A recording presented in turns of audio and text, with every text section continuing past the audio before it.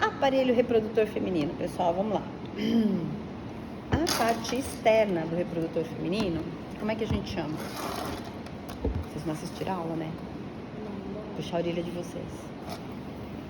Pudendo ou vulva, ok? A gente não fala do aparelho da genitália feminina externa como vagina. Então, até de uma forma pejorativa, a gente ouve falar muito isso. Porque a vagina, porque a vagina. A vagina, ela é um canal só. E ela é interna. Ela não faz parte da genitália externa. Então, daqui pra frente, a gente nunca mais vai se referir à genitália feminina como vagina. Ela é um dos componentes da genitália feminina e ela é um componente interno. A genitália feminina pode ser chamada de pudendo ou vulva, ok? Quais são os componentes do pudendo ou da vulva? A gente tem aqui no meio a sínfise púbica, né? Que a gente tem os ossos do quadril, a parte anterior desses três ossos é chamado de pubis, a parte intermediária e superior de íleo e a parte inferior e posterior de isquio, ok? São os três ossos do quadril. Sobre a sínfise púbica, eu tenho aqui fáscias de músculo e eu tenho uma grande quantidade de tecido adiposo, gordura, tá? E sobre esse tecido adiposo, pele e seus anexos. A pele dessa região aqui do monte púbico e dos lábios maiores, ela vai apresentar pelos, glândulas sebáceas e glândulas sudoríparas, como o restante da pele do nosso corpo. A parte interna, os pequenos lábios e a face interna dos grandes lábios não tem pelo, mas tem glândula sudorípara e sebácea, mas não tem pelo, não tem folículo piloso, tá certo? Bom, quando a gente olha a genitália feminina,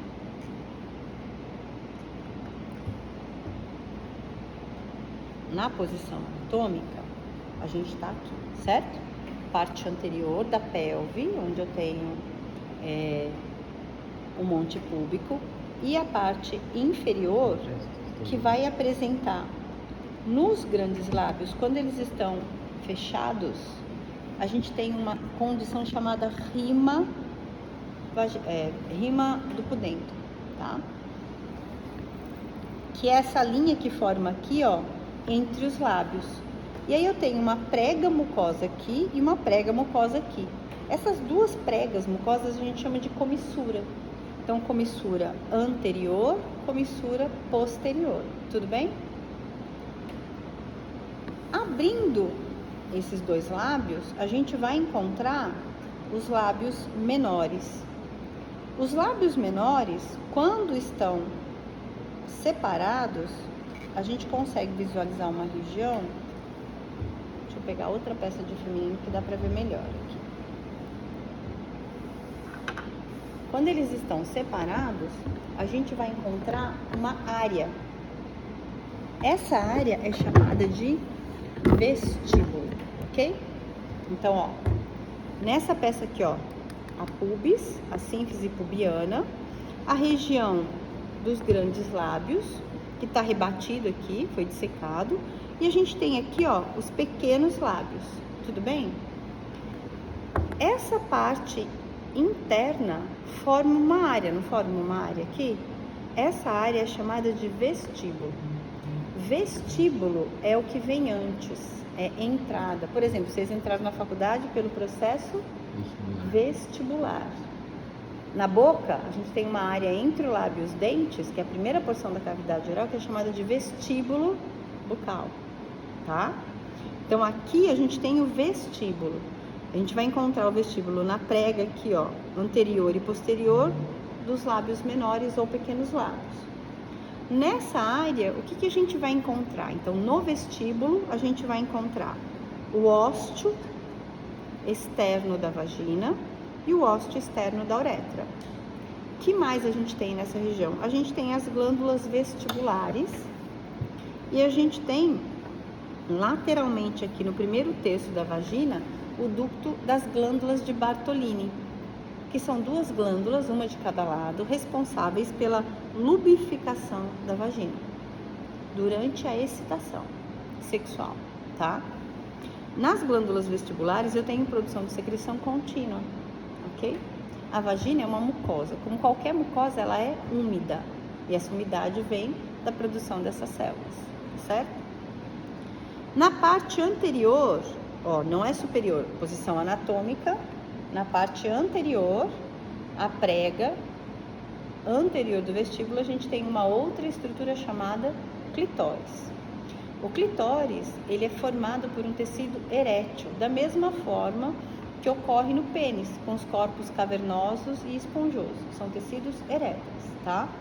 Isso significa que durante a excitação, aumenta a vascularização no local e eles ficam inchados, eles aumentam de tamanho.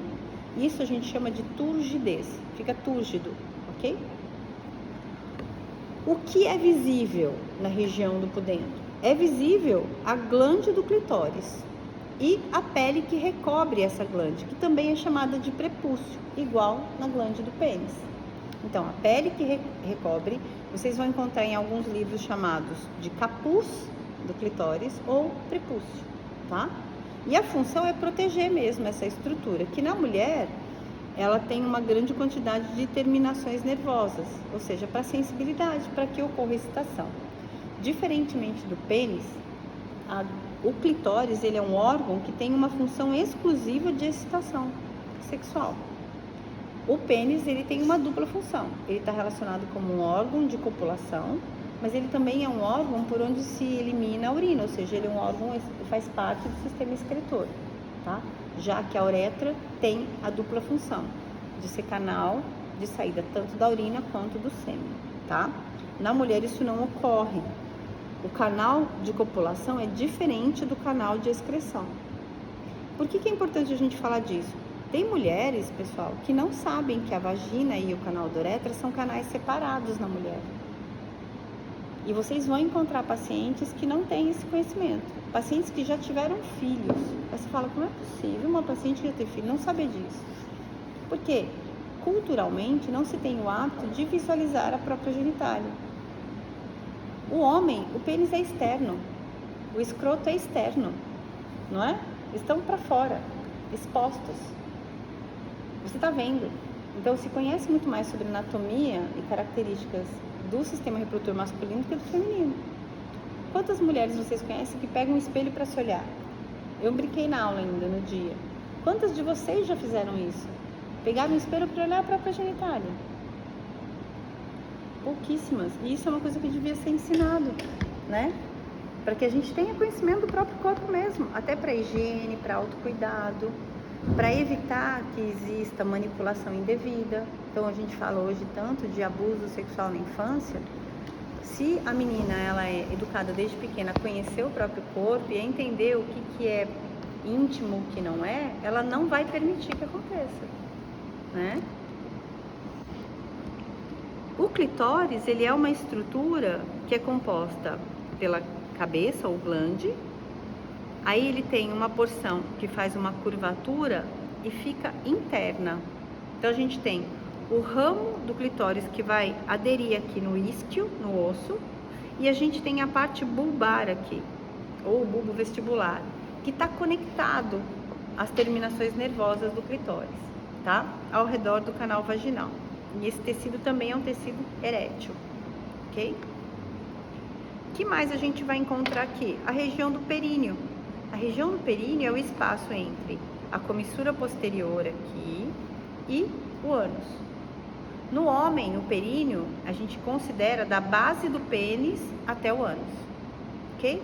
E ele é composto basicamente pela musculatura do assoalho pélvico, tá? A gente fazendo um corte sagital no sistema reprodutor feminino, o que a gente vai encontrar? É que sem o outro negocinho fica difícil de encaixar aqui.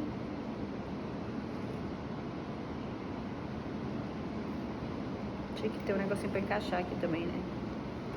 Ó, em posição anatômica, esse aqui é um corte sagital, certo?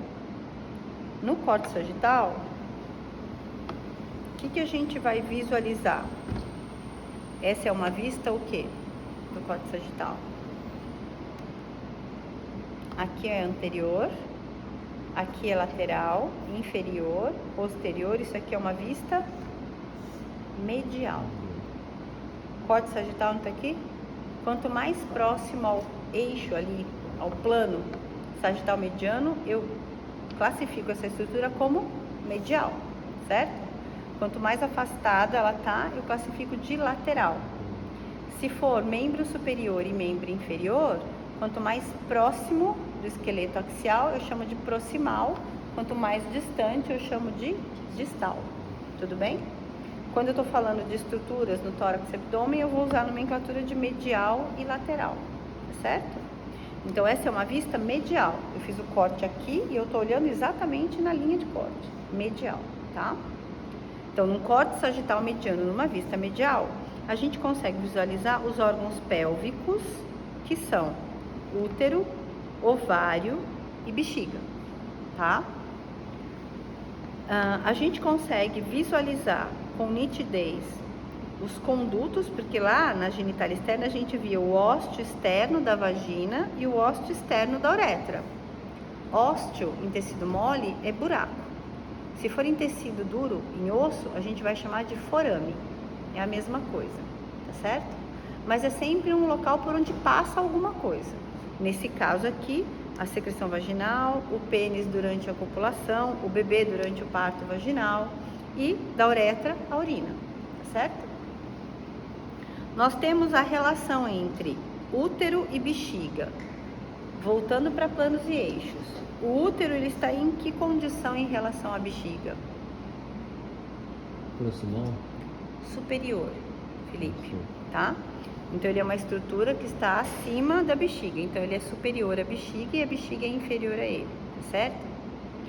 Falando dessa relação, nós temos, então, na frente do útero, ou seja, na parte anterior, a bexiga, e na parte posterior, o reto, que é a porção final do intestino grosso. Então, eu tenho o colo sigmoide aqui, o reto e o ânus, certo?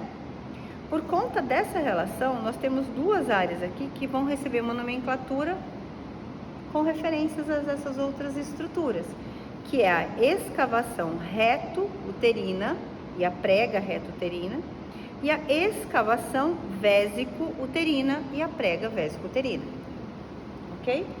Então, os termos escavação e prega reto-uterina está falando dessa relação entre o útero e o reto. E vésico de vesical, tá? De bexiga e útero. Tudo bem? O que mais a gente está vendo aqui? A gente está vendo o canal vaginal, que faz parte do sistema reprodutor. Bexiga e uretra não fazem parte, tá? Na mulher, não. O que a gente pode falar sobre essa estrutura, que é a vagina? A gente sabe que ela é uma estrutura cilíndrica, mas que na maior parte do tempo tem as suas paredes colabadas. O que é isso? Juntas, encostadas, tá?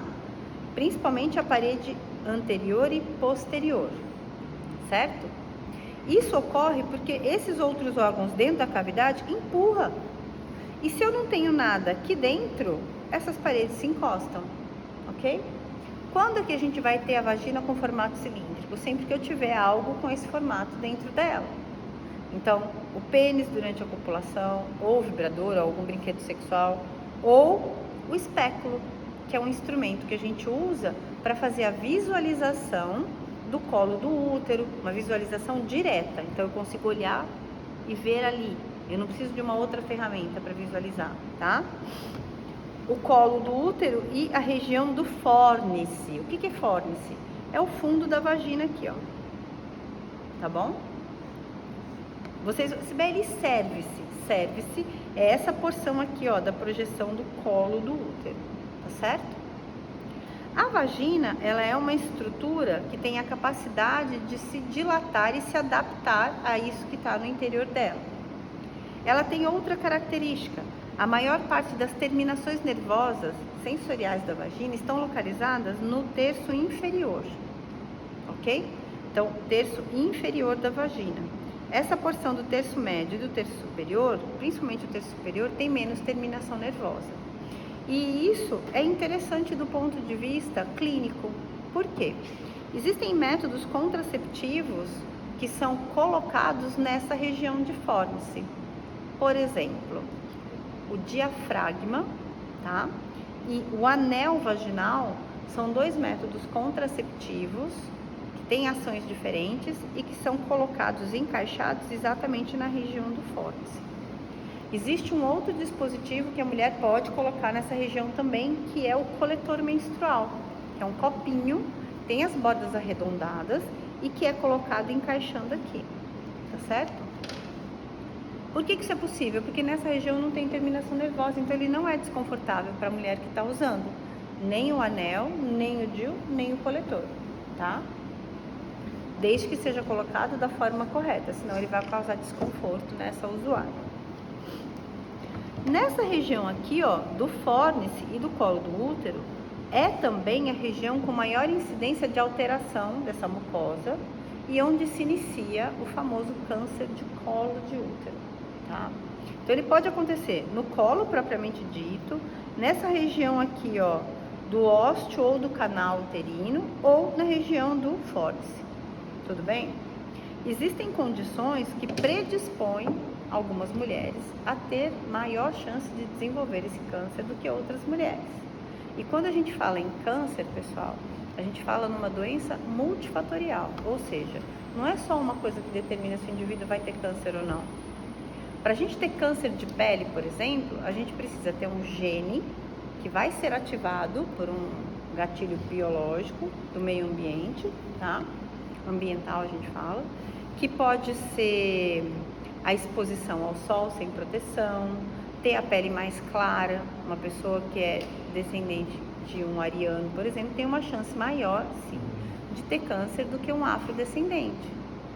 Por quê? Porque a própria melanina funciona como uma proteção para essa radiação ultravioleta. Gabriel, Ana, tem uma predisposição maior a serem mais sensíveis aos efeitos dessa radiação. Então, são pessoas que obrigatoriamente precisam usar o protetor solar diariamente. Gabriel, a cara de quem não passa protetor solar nunca, né? É ou não é, Nicole? Não passa mesmo, né? Ele tem cara de quem não passa mesmo. Precisa, tá? Todo mundo precisa, mas vocês precisam mais, né?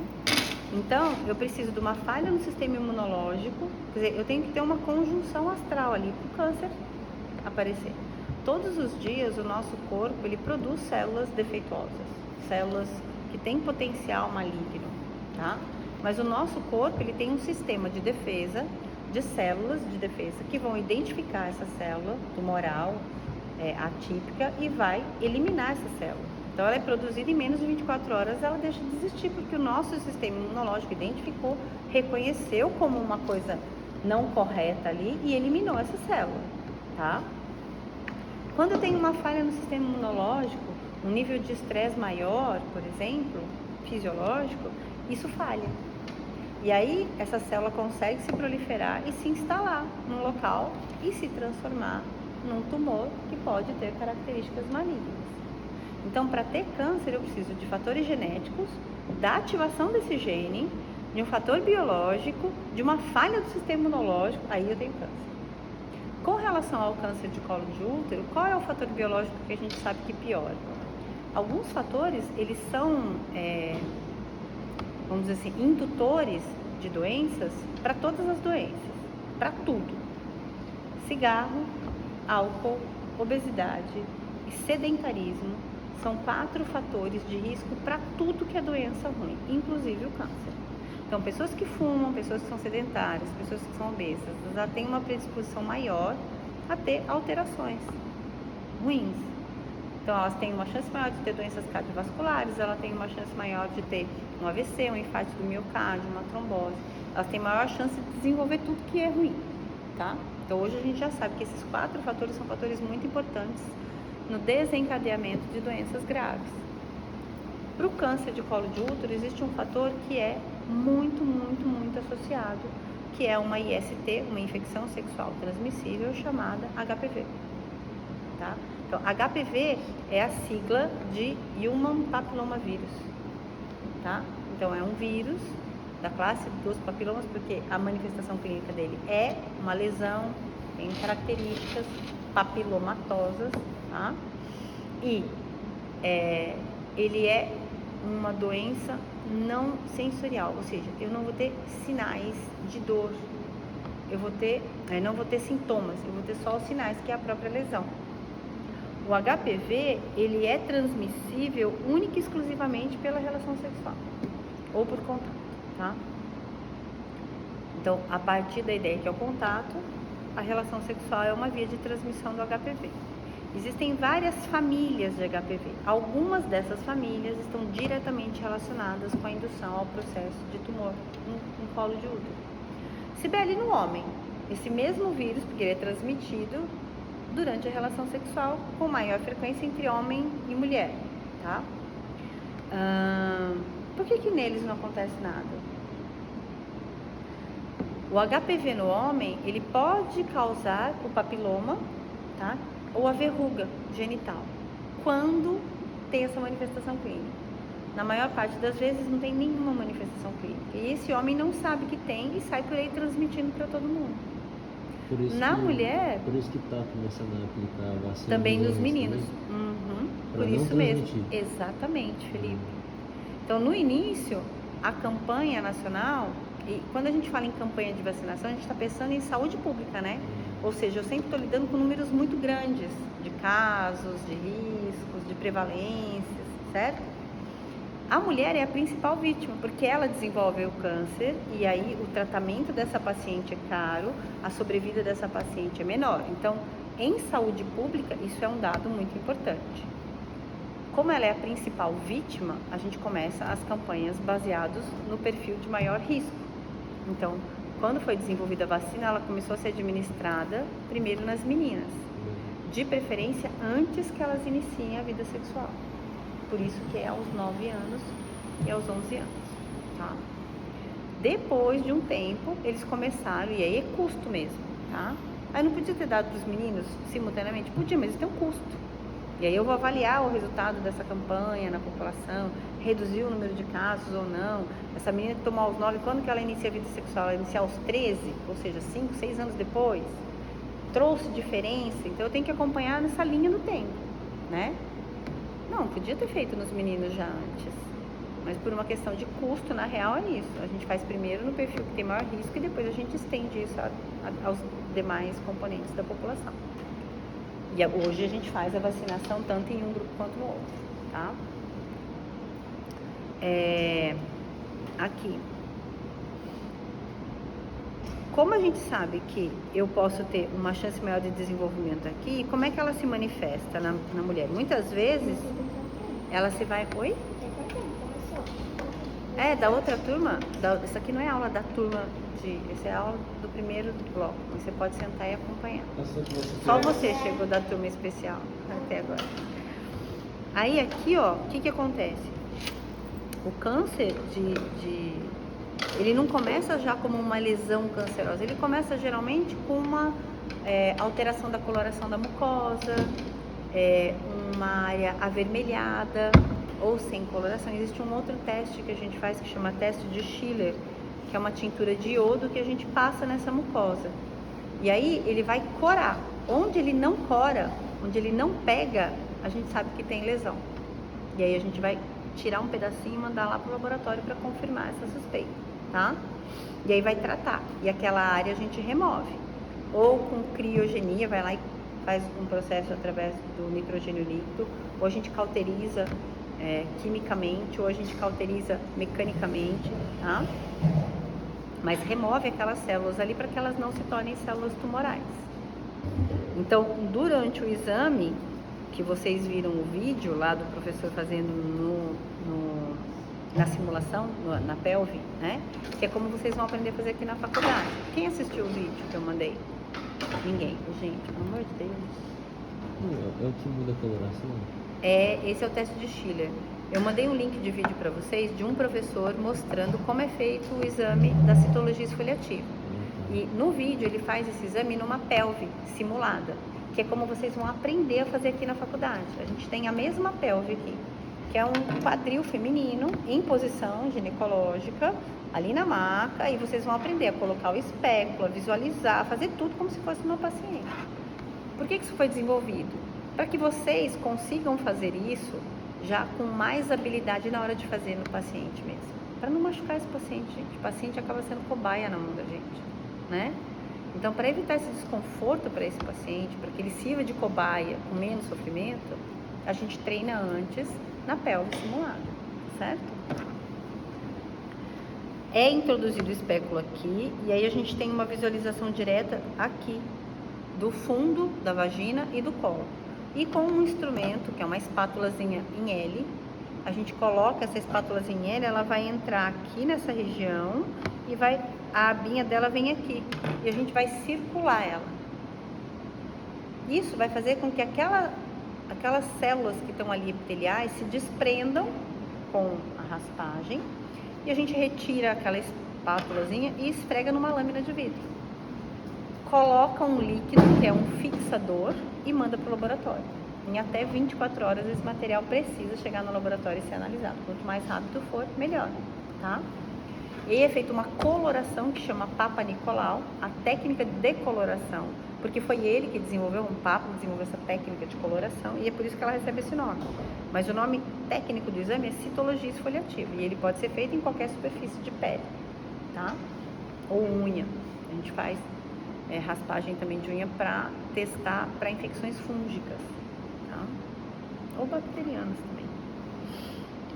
Quando a gente fala da vagina, então a gente falou do ósteo, do terço inicial que tem mais terminação nervosa, do terço médio inferior, da região de fórnice onde eu faço a coleta e ao fundo da vagina, e eu já sei que tem menos terminação e eu posso colocar objetos aqui, né, com uma indicação própria, tá certo? Que eu falei, coletor, diafragma e anel vaginal, certo? O que é o diafragma? Alguém já viu o diafragma? Vocês vão estudar isso em obstetrícia, em saúde da mulher e da criança também, quando a gente fala em métodos contraceptivos. Diafragma, ele parece uma conchinha assim. Ele é feito de um material, parece um silicone, tá? Curvadinho. Hoje se usa tanto como coletor menstrual, tá? Ou como método contraceptivo. Na década de 60, década de 70, foi quando teve um boom de uso de anticoncepcional oral para as mulheres, foi quando começou a ser produzida a pílula anticoncepcional e as mulheres começaram a ter o direito de decidir se elas queriam ter filho ou não. O diafragma era muito usado. E aí o que era feito? Comprava uma pomada espermicida, uma pomada que os espermatozoides em contato com essa pomada morrem, tá? Então era colocada a pomada na superfície do diafragma e esse diafragma era introduzido no fundo da vagina com a pomada do lado de fora, tá? Não do lado de dentro, do lado de fora. E durante a ejaculação, se ejaculasse dentro da vagina, esses espermatozoides chegariam ali e iam bater mecanicamente no diafragma e naquele gel espermicida. Então, eu evito que esse espermatozoide alcance a cavidade uterina e as trompas ou tubas uterinas, evitando dessa forma a fecundação, tá? Mas esse método é mais antigo, né? Sim, o diafragma é super antigo. Mas existem mulheres, Ana, que não podem usar os contraceptivos hormonais, né? Então, mulheres, por exemplo, com quadro de enxaqueca, é contraindicado. Espermicida. Dura algumas horas, sim. Sim. Algumas horas. Então ele é colocado antes do ato sexual. Antes do ato sexual, sim. A mulher coloca antes do ato sexual. Algumas horas, tá? Quando ele é utilizado hoje como coletor menstrual, o recomendado é que a cada 4 horas a mulher tire, higienize, troque, né, o coletor e o diafragma, né? A gente observa também que na vagina, na mucosa interna da mulher durante o período fértil, ela é toda pregueada, ela tem várias pregas, rugas, assim, ela é toda rugosa.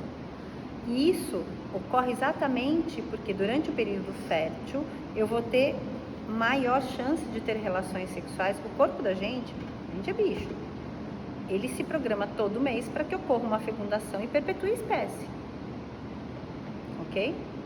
Como qualquer animal. Então, durante o período fértil, essa mulher, o período toda a vida fértil, né? Ela vai ter essas pregas, essas rugas, exatamente para que durante a relação sexual, essa vagina se expanda e se adapte, tá? Quando eu não tenho ainda produção de hormônio sexual, ou seja, na infância, e depois que eu paro de ter produção de hormônios, que é na menopausa, essa mucosa perde essas pregas, ela fica lisa, tá? Essa rugosidade desaparece. E a gente sabe que quem produz isso é o estrogênio, é um hormônio, essas células têm receptor para o estrogênio, e durante a infância não tem produção de estrogênio, que é o hormônio sexual, e na menopausa é exatamente o hormônio que deixa de ser produzido. Progesterona em menor quantidade, mas principalmente o estrogênio, tá? O que mais a gente tem para falar dessas estruturas aqui? Quando eu falo da vagina, então eu tenho a parede anterior e posterior e as paredes laterais. Essa parede lateral é de qual lado? Direito ou esquerdo? O que vocês acham? Esquerda. Como é que a gente vai desenvolver essa habilidade no nosso cérebro? Para eu definir se é direita ou esquerda, eu tenho sempre que lembrar desse corpo em posição anatômica. Certo. Qual é a posição anatômica? Nesse caso aí está em posição anatômica. Aí no caso seria o esquerdo, direito no caso do lado do reto. Olha só, Correto? eu tenho duas metades do corpo, metade direita e metade esquerda. Sim. Em posição anatômica, o que eu faço? Eu olho para o paciente de frente, certo? Então, em posição anatômica, essa paciente está assim para mim ou assim para vocês, beleza? Sim. Se ela está assim para vocês, esse lado é o lado Esquerdo. direito da da paciente. É Ah, seu certo. esquerdo. Meu Estou esquerdo, falando da direito. paciente, a Certo. pelve é dela. Ok? Então, esse lado aqui é o lado direito. Tá? Então, como é que eu vou fazer? Olhando assim, como é que vocês vão saber? Você vai pensar no paciente em posição anatômica. Cibele, eu não consigo pensar assim, em espelho. Então, se põe na mesma posição do paciente. Ok? Dica da prova prática, façam isso. Fiquem na mesma posição da peça para vocês responderem, porque na prova vai estar assim, vai ter um monte de perguntas assim, ó. Marque a cor do alfinete da tuba direita e a peça vai estar assim. E aí vocês vão ter que ficar em posição para saber qual é a tuba direita, qual é a esquerda, porque elas vão estar com cores diferentes, entendeu? Por que eu faço isso? Porque vocês precisam condicionar o cérebro a enxergar o corpo dessa maneira. Eu bato o olho e eu sei. Do jeito que tiver a peça, eu sei se é direita ou esquerda. Porque eu aprendi, eu treinei meu cérebro para isso. Isso é automático, é que nem aprender uma outra língua. Quando a gente está aprendendo uma outra língua, você fica traduzindo tudo. Você só vai aprender a língua mesmo quando você começar a raciocinar na língua. Alguém pergunta, você já responde imediatamente, sem pensar. Aí você fala, opa, estou aprendendo essa língua agora. A mesma coisa, os conceitos de planos e eixos anatômicos, tá? A gente vai falar assim, na segunda etapa, ó, porque a gente tem a epífise distal do úmero. Aí você vai falar, o úmero, epífise distal, ok. Eu sei que a epífise distal do úmero é a que forma o cotovelo. Mas, na hora que você olha o osso na bancada, você fala, putz, é direito ou esquerdo? Ok? Então, a gente vai condicionando o cérebro até aprender, tá? Do útero, nesse corte sagital, o que a gente consegue visualizar aqui? A gente consegue visualizar bem algumas regiões, né? Por exemplo, as camadas. Então, a gente sabe que o útero tem 3 tecidos diferentes que formam o útero, certo?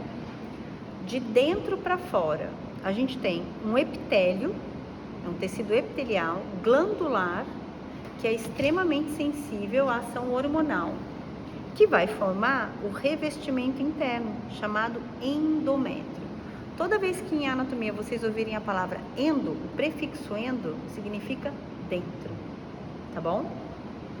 Exo significa fora, tá?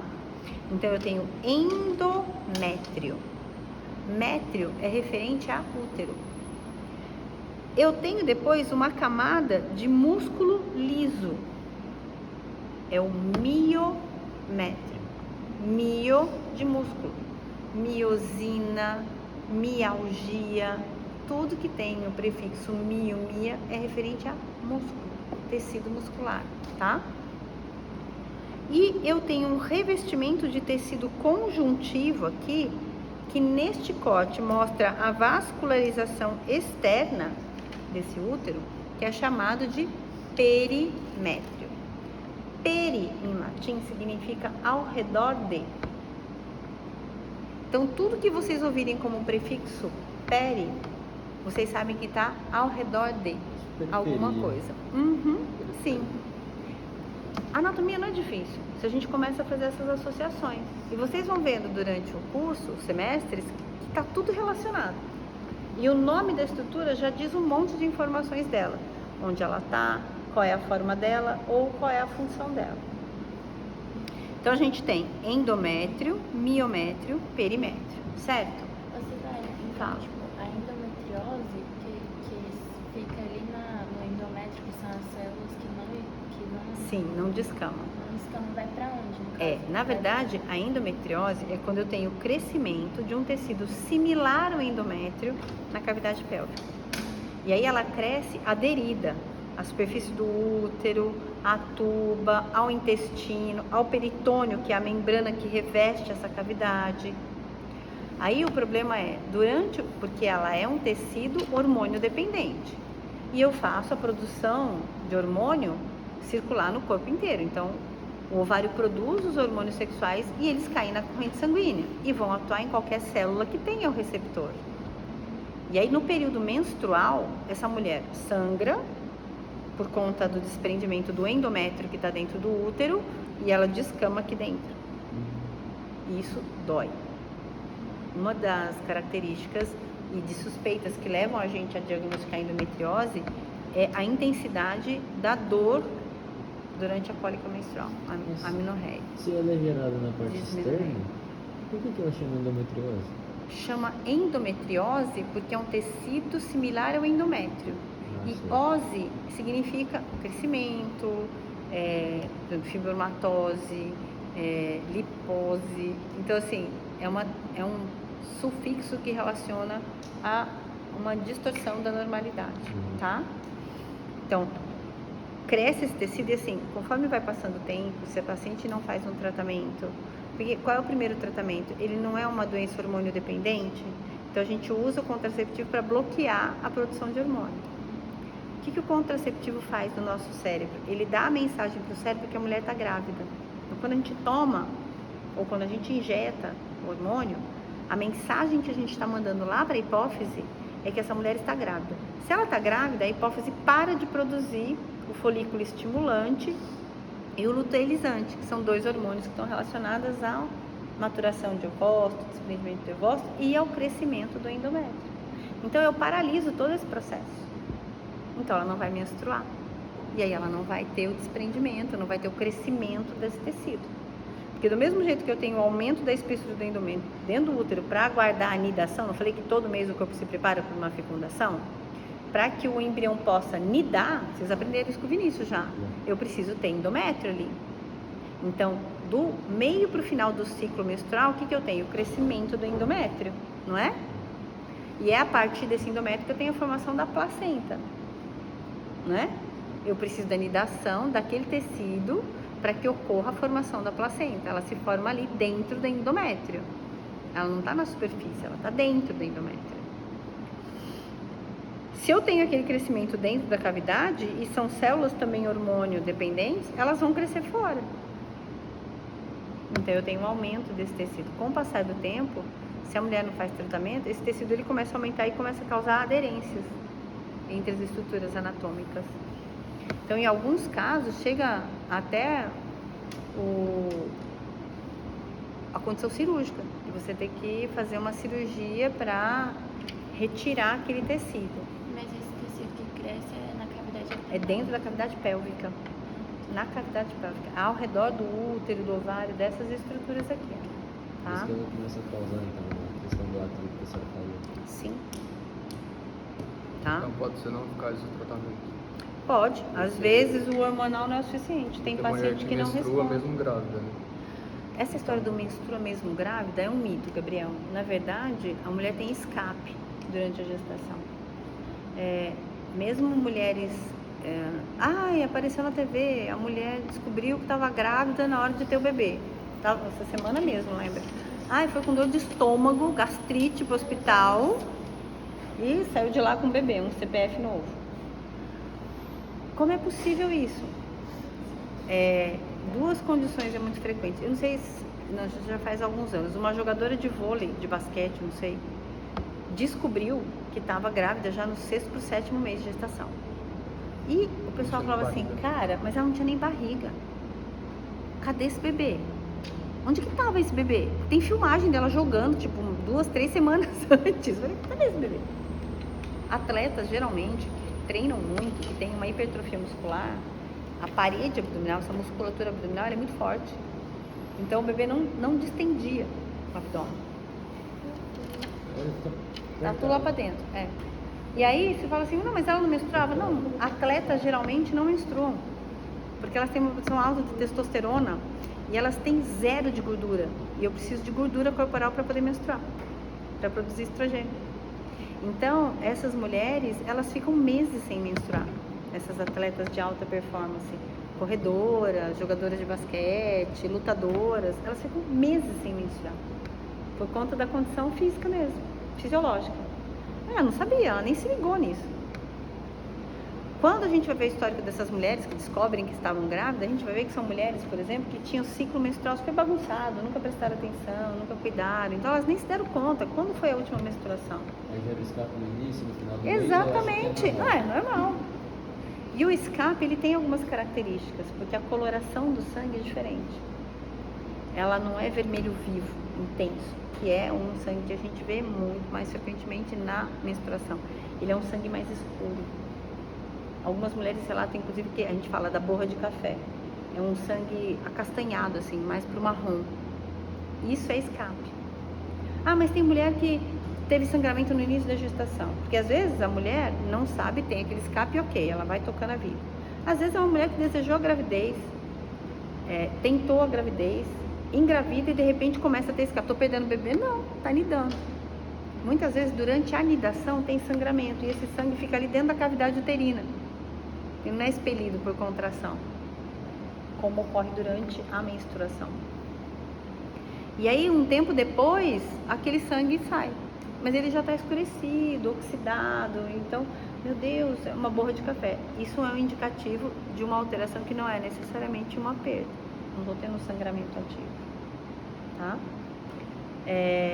Quando a gente conversa com essas pacientes, que descobrem no 5º, no 6º mês de gestação, mas você não sentiu o bebê mexer? Eu pensava que era gases. É igual. Quem já ficou grávida pode confirmar. Eu fiquei 2 vezes. Quando o bebê começa a mexer na barriga, a sensação que você tem é de gases. Igualzinho. Aliás, às vezes, uma crise de gases mexe mais do que o bebê na barriga. Você vai sentir mais desconforto, movimentação abdominal do que o bebê mexendo mesmo. E tem bebês que mexem muito, tem bebês que mexem pouco. E tá tudo bem, é do bebê. Não é uma alteração, não é um problema, tá? Geralmente lá no final da gestação tem alguma coisa. Outra coisa que a gente observa é que a maioria dessas mulheres, elas têm um pouquinho de obesidade. Então são mulheres que já tinham uma preeminência abdominal, já tinha uma barriguinha ali, e o bebê se acomoda e fica ali. Mas você não percebe mesmo. Entendeu? Acontece. Quem que você tá falando? A menina foi pro secador. Não, mas ela pode entrar, gente. O número de alunos que a gente tá aqui pode ir entrando e aproveitando o que eu vou falar. A senhora fala a respeito do bebê mexer. No meu caso, eu mexia mais com o meu irmão. Sim, é muito comum. Para descobrir que o Fábio estava vindo, ela colocava eu em cima do Fábio. Eu mexi o Fábio. Interessante. E você dividiu a mesma placenta, vocês são idênticos, né, Felipe? A hora que vocês não tiverem mais dúvida. Vou fazer junto com vocês. É que vocês vão chegando e vão aproveitando, porque eu quero mesmo é definir conceitos com vocês. Oi? Na hora da prova? Depois da prova. O que mais a gente tem que ver? Quando a gente fala do útero, lá no roteiro, e vocês ficam muito confusos com o córtex sagital, quando a gente fala do útero, lá na imagem, é mais fácil da gente entender nessa peça, por exemplo, tá? A gente tem o fundo do útero, tudo bem? O corpo do útero. Não tem um momento em que essa estrutura do corpo, ela afunila? Nessa região que afunila, eu chamo essa região de istmo. Então, o istmo, ele não é uma estrutura anatômica, ele é uma região do útero. E a gente vai ter istmo em outras estruturas do corpo, por exemplo, na tuba uterina. Então, onde eu tenho a diminuição do calibre, eu chamo isso de istmo, tá certo? Então, aqui no útero é fundo, corpo, istmo, e a porção final é o quê? É o colo do útero. Qual delas você quer? Essa aqui parece que às vezes não tá filmando. O colo do útero é essa projeção inferior, ok? Então, o útero, as partes do útero são fundo, corpo, istmo e colo. Tudo bem? O colo do útero, ele se projeta dentro da cavidade vaginal, tá? E aí, quando eu falo do colo do útero, que é essa projeção,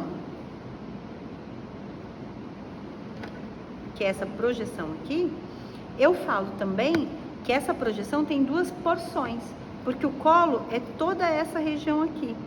Então, eu tenho uma porção vaginal, que está lá dentro da vagina, e eu tenho uma porção do colo que é supravaginal. Simultaneamente, na mesma região, internamente, eu tenho o canal do útero. Então, tem ósteo, canal e cavidade uterina. Sibeli, mas a cavidade não é uma coisa ampla? Por que que no corte eu tenho um tracinho? Lembra da vagina, que fica colabada? O útero também. Então, a cavidade uterina, ela só vai se abrir, se expandir quando eu tiver um bebê, ou um mioma, ou um cisto. Senão, ela fica encostadinha, essas paredes da cavidade uterina. Fica um espacinho bem delgado, tá? Tudo bem? E porque o eixo antero-posterior é menor do que o látero-lateral. Vocês entenderam o que eu disse? Pensa no que eu falei. Não mente pra Sibeli. Nesse caso aqui é fundo, corpo, istmo e colo. E colo, isso mesmo, Felipe. Certo. Exatamente, tá? Bom, falamos da vagina, do pudendo, do útero. O que falta a gente falar? Da tuba, do ovário e dos ligamentos, certo? Então, essa peça é uma peça boa pra gente falar disso. Essa aqui também. Quando a gente fala dos ovários, em posição anatômica, ó, posição anatômica, tá? Por que seu útero tá mais levantadinho? Porque ele tá gravídico, ok? Então, a gente tem a bexiga aqui embaixo, tá? O útero fica sobre a bexiga, certo? E aí, a gente tem aqui o ovário direito e esquerdo posicionados posteriormente, tá certo? Ao útero. Porque o útero, ele tem uma localização anterovertida. Não brinquei com vocês que o útero não tá assim crucificado? O ovário tá para trás e ele tá inclinado para frente. A gente chama isso de anteroversão. Eu posso ter um útero retrovertido, que é o oposto. Em vez de ele estar dobrado para frente, ele está para trás. E pode ser uma retroversão maior ou menor. Isso não impede a gestação. Tudo bem, pessoal? Não impede, tá? Nós temos a conexão entre a tuba uterina e o útero através de uma porção da tuba que é chamada de porção uterina da tuba. Por que recebe esse nome? A tuba uterina, ela penetra aqui dentro do miométrio para se abrir num buraquinho, que é o ósteo. Porque a tuba é uma estrutura cilíndrica com um canal dentro, né? Ela vai comunicar o meio externo com a cavidade pélvica. Tudo bem? O espermatozoide não vem do meio externo, entra dentro da vagina, passa dentro do útero, entra dentro da trompa e vai lá encontrar com o ovócito, que muitas vezes foi desprendido e ainda está lá no peritônio, na cavidade peritoneal. Nem sempre esse encontro ocorre dentro da tuba. O ideal é que ele ocorra dentro da tuba, de preferência na ampola. Mas às vezes pode acontecer fora, é a gravidez ectópica que vocês viram. O Vinícius falou sobre isso com vocês? Então, a gravidez ectópica é uma gestação que ocorre fora do local ideal. O local ideal é dentro da cavidade uterina, de preferência no fundo ou no corpo do útero. Porque se eu tiver uma anidação lá na região do istmo, o que acontece? O bebê começa a desenvolver, o canal do útero abre e o bebê sai. Eu tenho um aborto espontâneo. Porque nessa região eu não tenho condições de sustentar o bebê. Aí a mulher tem um aborto espontâneo. Aí quando ela tem a segunda gestação, a gente vai verificar por que isso aconteceu. Por isso é tão importante o ultrassom das primeiras semanas para ver onde ocorreu a anidação. Se é uma gestação ectópica, tubária, se está acontecendo alguma coisa na cavidade peritoneal, se está numa boa localização dentro do útero, tá? A segunda porção, ou seja, a porção lateral, a porção uterina, é o istmo. Então, ó, esquerda. O istmo é essa porção aqui onde eu tenho estreitamento da tuba. Depois ela vai se abrindo. Essa região que abre do istmo até a porção aqui final, eu chamo de ampola, tá? E a porção final é o infundíbulo, não é a fímbria. A fímbria é uma estrutura do infundíbulo. O infundíbulo é a porção final ou lateral ou distal da tuba. Então eu posso marcar 4 alfinetes na tuba e eu falo, indique a cor do alfinete que indica a posição mais distal da tuba uterina. Qual é? A porção mais distal da tuba uterina, o infundíbulo. Qual é a porção mais proximal da tuba uterina? A parte uterina da tuba. Quem participou dessa aula de agora, da científica, pode vir agora? Pode, amor. Olha só. O que mais a gente tem aqui? A gente tem o ovário. Lá no roteiro de vocês, a gente colocou essas pegadinhas aí. Face medial, face lateral. E tem uma outra nomenclatura lá que vocês tinham que achar. Porção mesovárica e margem livre, não era? Então vamos raciocinar?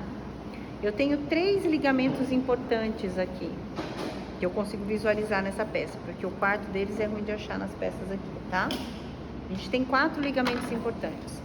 Ligamento largo do útero, que é essa membrana, esse tecido, no qual o útero está aderido e que ajuda na fixação do útero ali dentro da cavidade pélvica.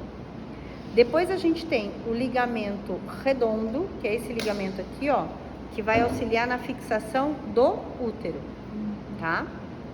Depois a gente tem o ligamento útero-ovário, ou o ligamento próprio do ovário, que é o ligamento que vai fixar o ovário ao útero. E por último, a gente tem um ligamento chamado ligamento suspensor do ovário.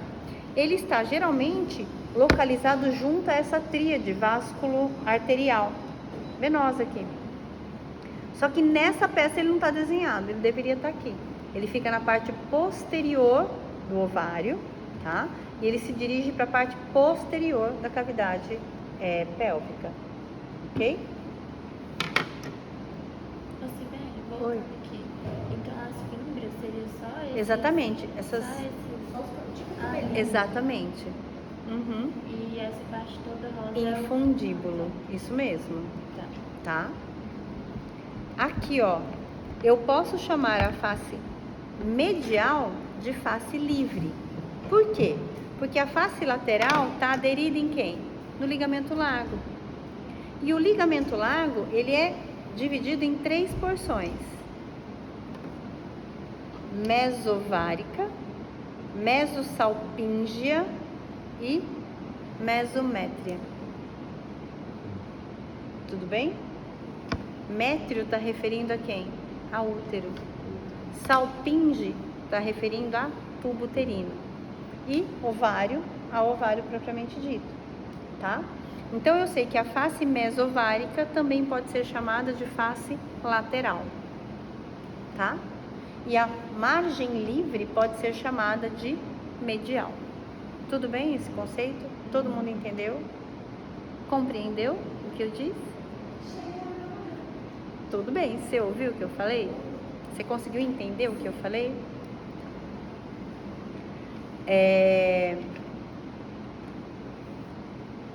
Sobre reprodutor feminino é isso, ok? Então, tudo que está naquele roteiro a gente viu aqui. Como é que eu vou fazer a pergunta na hora da prova? Vou dar um exemplo para vocês. Foi o que eu combinei ontem, tá?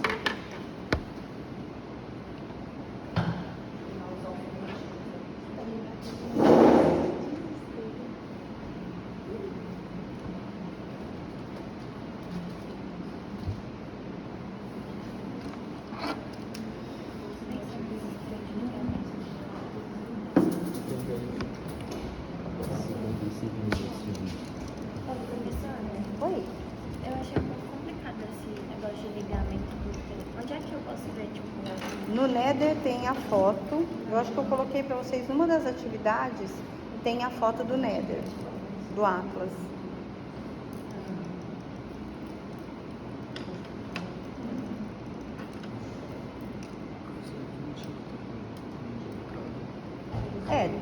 Poderia estar desenhado, só que aqui a gente está olhando, Gabriel, bem no meio da cavidade. Essa entrada, ela está aqui lateralmente, então a gente não consegue ver, a não ser que eu abra essa cavidade, entendeu? Tem uma pecinha aqui, eu não gosto de usar ela, mas acho que é a única que está com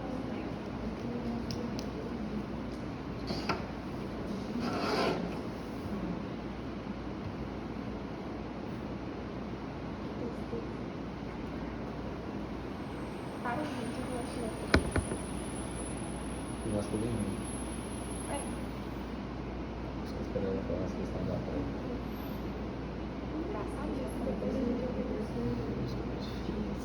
Eu vou colocar no YouTube porque vai fazer um mês, né? Todo mundo ouviu a pergunta do Gabriel? Ele falou assim, Sibeli, nessa peça, nesse corte sagital, eu não teria que ver o ósteo aqui da tuba uterina, né? Tô olhando aqui dentro da cavidade, cadê o buraquinho que vai dar lá na trompa? Essa pecinha aqui, eu acho que é a única pecinha que dá pra explicar um pouquinho isso pra vocês. Então, aparelho reprodutor feminino, pudendo, tudo bem? Igual a gente viu nas outras. Quando a gente faz a abertura aqui, eu consigo fazer um corte coronal nesse útero.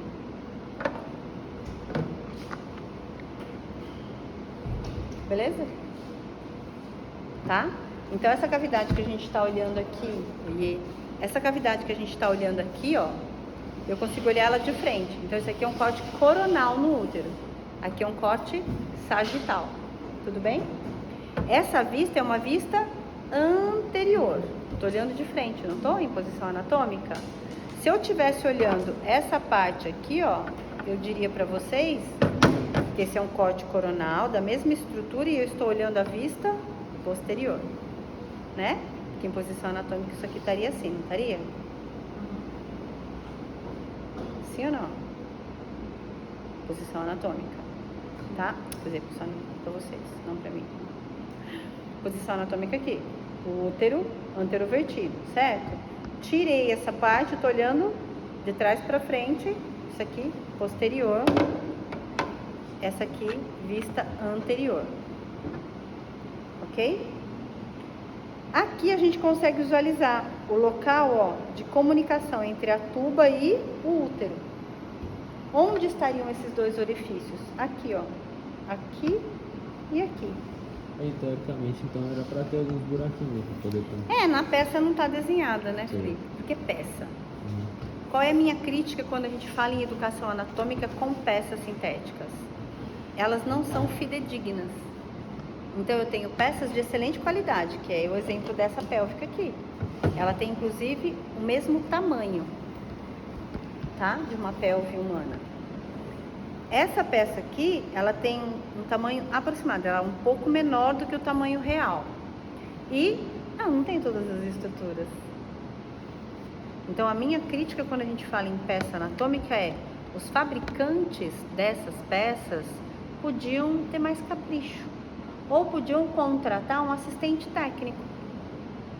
Mas as pessoas não investem nisso. Aí vende isso aqui, ok, tá bom. Para eu dar aula em ensino médio, ok, mas para a faculdade, que tem uma necessidade de detalhes maior, eu acho insuficiente esta peça. Essa é muito boa.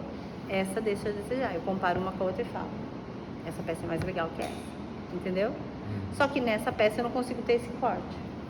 Sibeli, se fosse um cadáver, lado positivo e lado negativo, ok? Um cadáver que eu faço um corte aqui, eu nunca mais vou conseguir colocar essa peça aqui e fazer um corte coronal nela. No cadáver, quando eu disseco uma estrutura, quando eu abro o tórax desse cadáver e tiro o coração de dentro do tórax, eu só consigo fazer isso uma vez. Eu até volto o coração aqui, mas o pericárdio que estava aqui, que eu tive que remover para poder tirar o coração, não tem como eu colocar mais. Então, toda vez que eu disseco um corpo, eu perco aquele material para outras visões, outros cortes. Quando eu disseco a face para expor os nervos facial, zigomático, trigêmeo, tudo que eu tive que tirar para expor aqueles nervos, eu não tenho mais como colocar lá.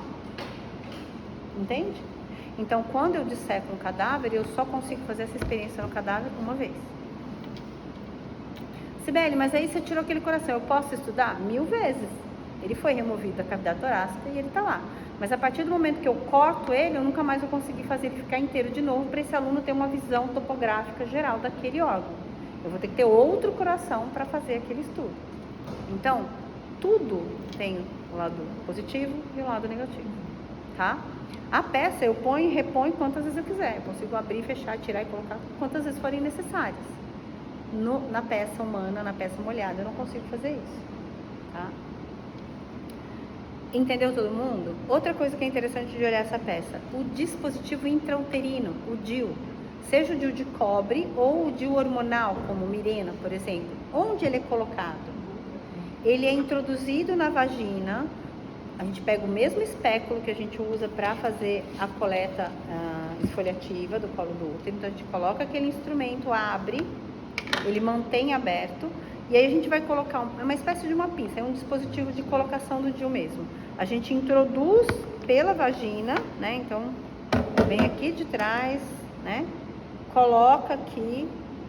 Quando chega aqui, entra pelo ósseo do útero, pelo canal do útero com esse dispositivo e vem com ele até o fundo do útero. Ele abre as hastes. E aí, a gente puxa, ele tem um dispositivo, um gatilho, que a gente puxa, eu traciono, e aí ele abre e trava as duas hastes laterais do DIU. Então ele fica em forma de T. Então ele fica uma estrutura que é um pino aqui com um barbantezinho, não é barbante, na verdade é um outro material, é um fio de... parece um nylon, tá? E as duas hastes ficam abertas aqui. O DIU de cobre, como é que ele funciona como método contraceptivo? Essas duas hastes colocadas aqui no ósseo impede mecanicamente a passagem do espermatozoide. Ela tampa, ok? Por isso ele tem que estar sempre posicionado corretamente no lugar. Nessa peça E a aqui orientação... Oi? Nessa peça que ele faria para fora aqui. Se ele tivesse... Exatamente, Felipe. Ele estaria ocupando esse espaço aí dentro da cavidade. Sim. E o cortezinho transversal da haste. É isso mesmo. O que acontece é, quando o DIU é de cobre, a gente orienta a paciente a fazer um exame de imagem, que é o ultrassom, pelo menos a cada 6 meses, para verificar se ele está na posição correta, porque ele pode se movimentar. Não, Sibeli, mas ele se movimenta durante a relação sexual? Se tiver uma relação sexual mais violenta, mais animal lá, né? Pode deslocar? Não é isso que vai fazer ele deslocar. Às vezes a própria contração durante o período menstrual movimenta mais ele do que uma relação sexual mais intensa, tá? Até porque a vagina se adapta, já falei pra vocês. E o cara tem que ser um kid bengala pra achar que vai poder bater lá no útero, tá certo? Onde a gente vê realmente lesões causadas? Violência sexual infantil.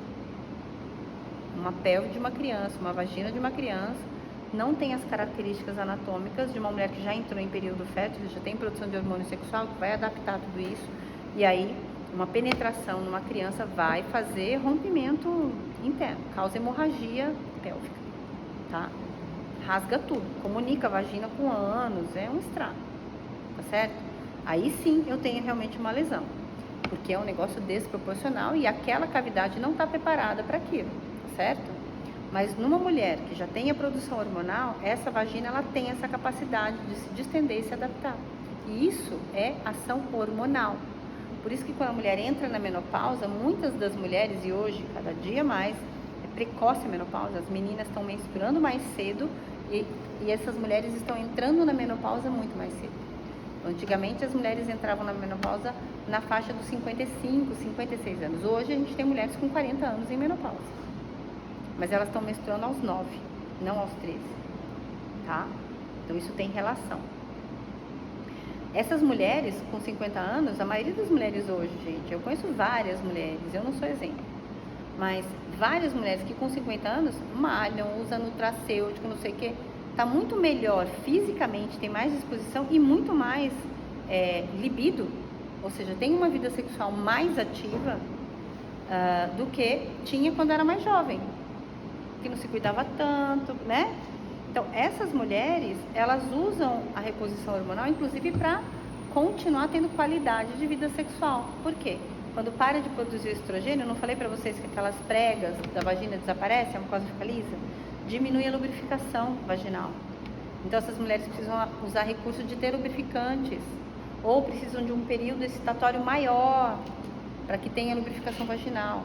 Quando essa mulher passa a fazer uso de nutracêutico, a reposição hormonal, ela mantém isso. Então, a atividade sexual continua sendo viável e mais tranquila para essa mulher. A gente não pode esquecer, o nosso corpo é animal. A gente vai responder às condições fisiológicas do nosso corpo. E a natureza não sabe que tem iPhone e reposição hormonal, entendeu? Porque isso não é uma coisa biológica, ela não acontece espontaneamente. É um recurso que eu vou lá e interfiro nisso. Para melhor? Sim, para melhor. Ainda bem que tem ciência, a gente tem isso hoje, né? Mas o nosso corpo sozinho, nesse período que a mulher para de menstruar, teoricamente, a natureza do nosso corpo não prepara mais essa mulher para as relações sexuais, porque biologicamente ela não vai mais perpetuar a espécie. Inclusive, é um risco isso aconteça, porque a chance de eu ter bebês com malformações e síndromes aumenta quanto mais velha essa mulher fica. E aqui eu não estou fazendo nenhum julgamento de valor, ok?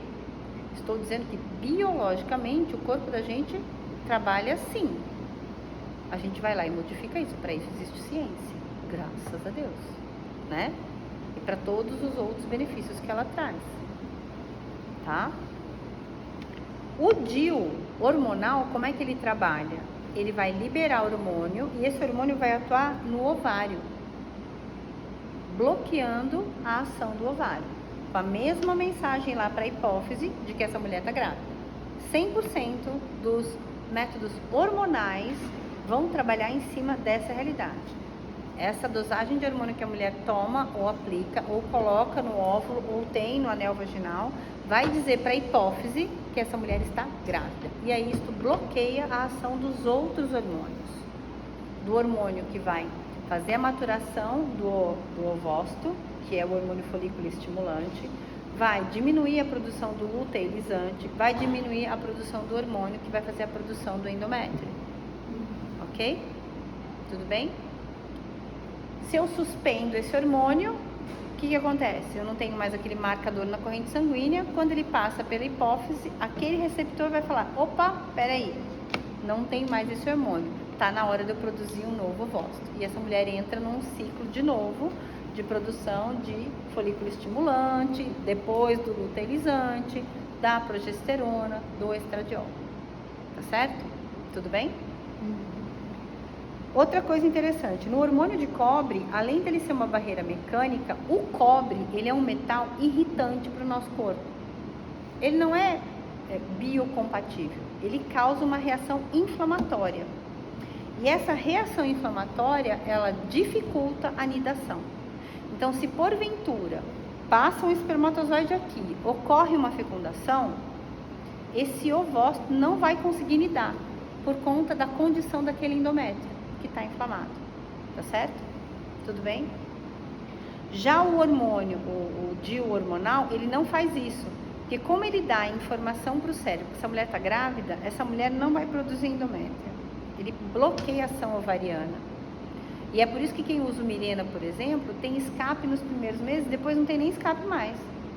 Você fica 3, 4 anos, 5 anos, o período que você está usando, sem menstruar, sem nenhum ciclo menstrual, ok? O que mais tinha para falar aqui da cavidade uterina? Os miomas. Já ouviram falar em mioma, né? Miomas são tumores benignos, ou seja, são células que se multiplicam de uma forma não correta, não natural, mas que não tem potencial de se transformarem em células malignas, tá? Mioma nunca vira câncer de útero, ok? Não vira. Mioma não vira câncer de útero, tá? Mas eu posso ter, só que o mioma ele é hormônio dependente. Então eu posso ter miomas que vão se proliferando que vão aumentando de tamanho, né? E podem chegar, inclusive, à indicação cirúrgica de esterectomia. Por quê? Porque esses miomas sangram. É como se fosse uma visão cheia. Ele sangra muito. Então, se essa mulher com tratamento hormonal não está respondendo, a indicação é cirúrgica. E eu posso fazer só a cirurgia do mioma, ir lá e remover só o mioma quando é 1, 2, mas se forem múltiplos ou muito grandes, a indicação é a esterectomia, é a remoção do útero totalmente, tá? O que não quer dizer que eu tenha que fazer a ovectomia. Eu não preciso necessariamente remover o ovário. Então, hoje em dia, a gente já sabe da importância da produção hormonal na manutenção desse corpo, né? Não só para questões sexuais, para um monte de outras funções. Então, a gente tira o útero, mas mantém os ovários, tá? Agora, se é um cisto de ovário, aí eu removo o ovário também. Se é uma gravidez ectópica, remove tudo. Na hora que remove a trompa, aquele ovário é removido também, tá?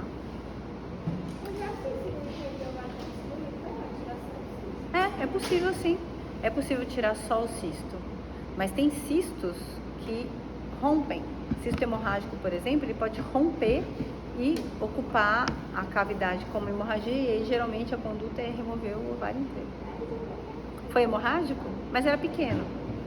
E deu certo recuperar o ovário. Sim, não rompeu. Não, rompeu só o cisto, não o ovário. Mas eu já vi casos de mulheres que tinham cistos ovarianos de 7 centímetros de diâmetro. 3 vezes o tamanho do ovário. Deforma, não, deforma, assim, rompe mesmo, assim. Ele rompe a parede mesmo do tecido. Então, em alguns casos, o tratamento é cirúrgico, né? E aí, quem vai fazer essa opção é o profissional que está acompanhando essa paciente. Tem profissionais, e vocês vão ver muito isso em medicina, em odontologia, em fono. Eu tenho uma condição e tem profissional que vai olhar aquele mesmo paciente, vai ter uma conduta, e o outro profissional vai ter outra conduta. Não tem certo e errado. Tem condutas diferentes. Por quê? Quando a gente fala em biologia, existe um negócio chamado resposta biológica. Aquele paciente pode responder de formas diferentes para o mesmo tratamento em momentos diferentes. Tá? E isso independe da conduta, depende da resposta biológica. Tá certo? Vamos falar um pouquinho. Deixa eu mostrar para vocês como é que eu faço na prova, né? Então, vamos dar o exemplo aqui da tuba uterina, tá? A gente já sabe que a tuba uterina tem quantas porções? 4, isso mesmo, Felipe.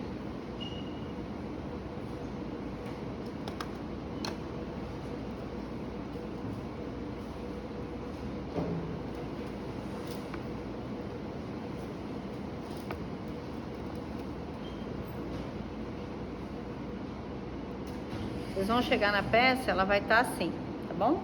Aqui. Todo mundo tá vendo? Aqui, ó. Aí vai estar a peça, geralmente quando é essa peça eu coloco dentro do quadril para estabilizar na mesa, porque vocês não podem mexer na peça durante a prova, tá? E aí vai estar escrito assim, 2 perguntas. Pergunta 1A, 1B, tá? Então, pergunta 1A, eu coloco assim, ó. Identifique a cor do alfinete que indica a porção mais distal da tuba uterina.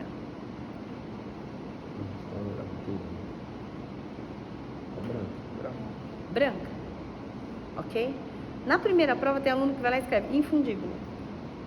Mesmo eu falando, indique a cor do alfinete. Eu geralmente considero, porque vocês ficam tão assustados, tão desesperados, que vocês se embananam todos.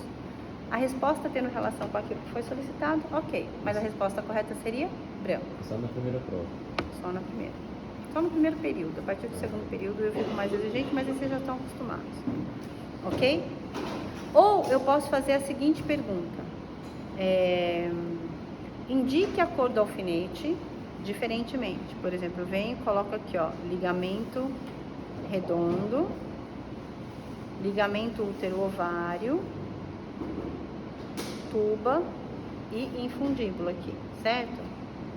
E eu coloco lá. Indique a cor do alfinete onde deve ocorrer o processo de fecundação.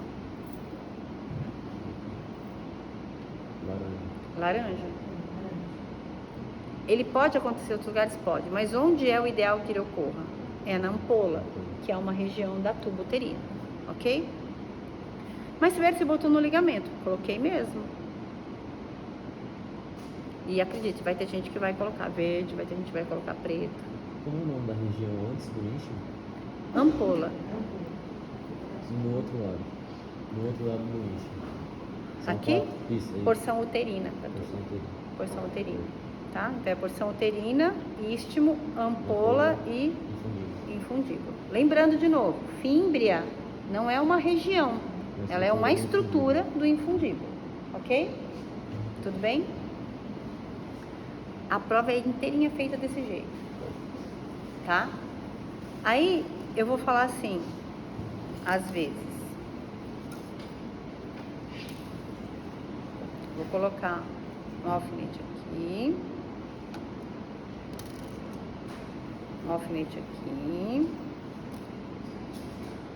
Um alfinete aqui.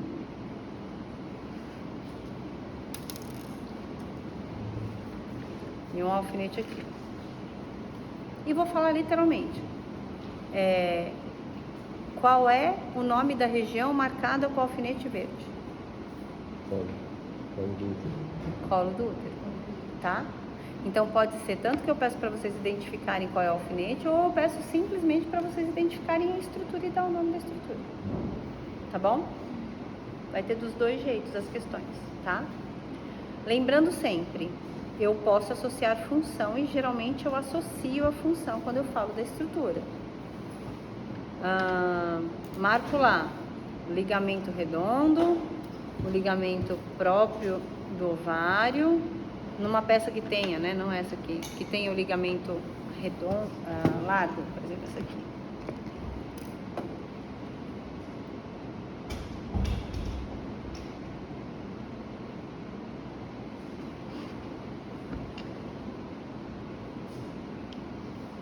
Aqui eu consigo ver todos com exceção do ligamento suspensor do ovário, certo? Eu posso chegar aqui e marcar, ó. Esse daqui é o ligamento redondo, certo? Mas isso aqui, ó, é o ureter, em verde. Só desligar o...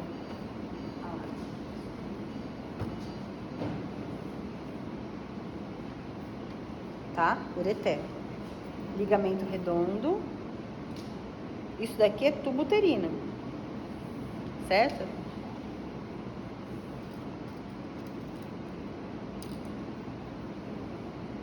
Aqui, ó, no amarelo é o quê? Ligamento largo. Uma porção do ligamento largo, certo? E essa porção tem nome. Mesosalpinge. Tá lá no roteiro, tá?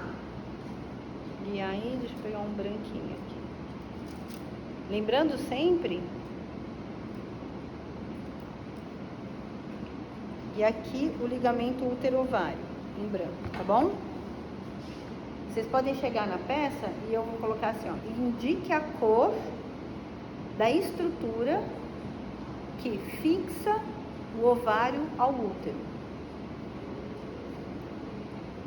São os dois ligamentos, né? O ligamento... Ao útero? Só um. Só um? Qual é a estrutura que fixa o ovário ao útero? Ligamento próprio do ovário ou ligamento útero-ovário. Aqui ele está com a cor branca. Aqui, ó.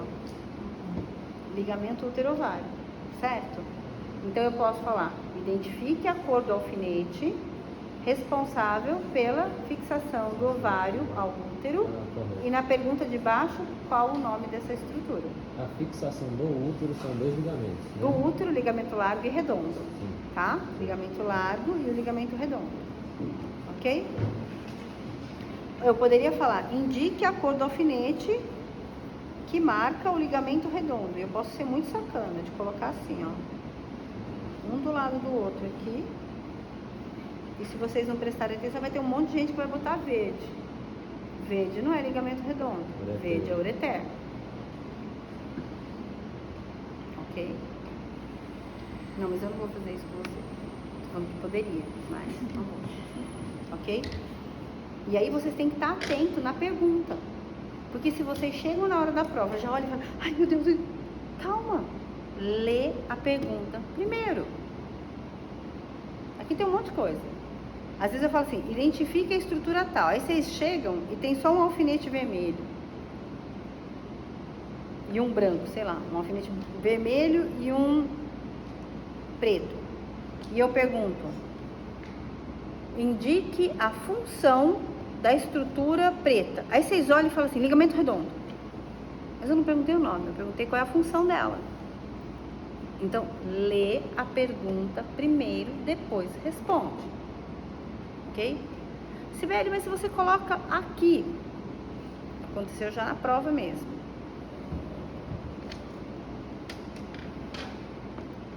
Essa aqui. Coloca assim, ó.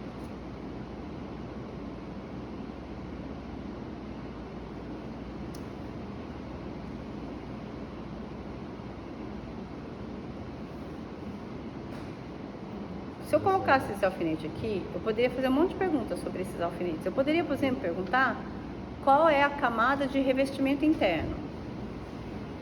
Amarelo. Qual o nome dela? Endométrio. Certo? Eu poderia perguntar assim, qual é a região, o nome da região do alfinete verde? O nome da região é corpo do útero. Se eu perguntasse a camada, seria perimétrio. Então, o mesmo alfinete pode estar relacionado a coisas diferentes. Nesse caso aí, eu tenho É isso. colo do útero, mas ele está fixado no mesométrio. Sim. No caso, seria o laranja. Não, o colo sim, laranja. Miométrio, não mesmo. Miométrio, tá? Então, leiam a pergunta. Vocês vão ter tempo para responder.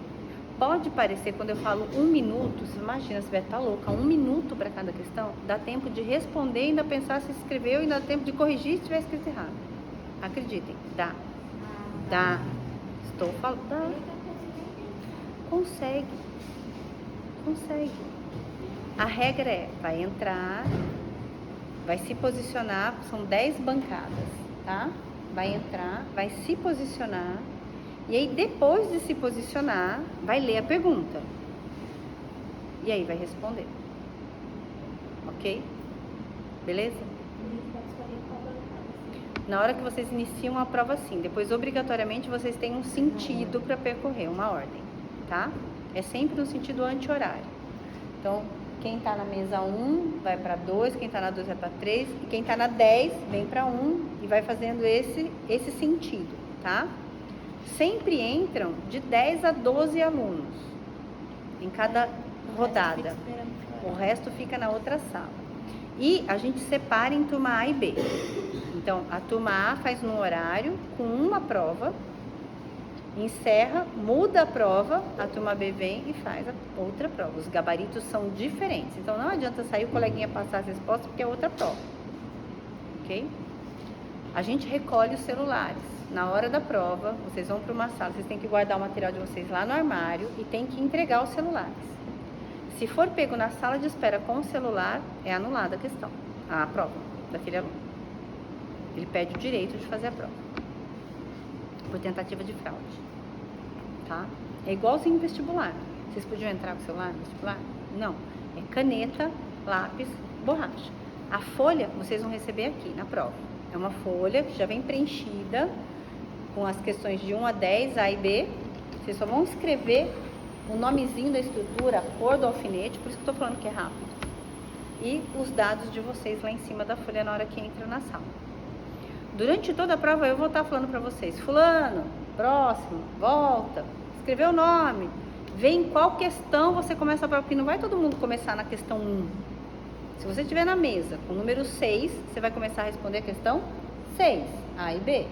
Se você for para a mesa com a questão 8, você vai responder 8, A e B. Ok? Não vai responder a 1. Aí tem que prestar atenção na prova. Se você responde a questão 8 na linha 1, o gabarito fica errado. E eu corrijo por gabarito, tá? Sempre que termina a prova, eu divulgo os gabaritos, ok?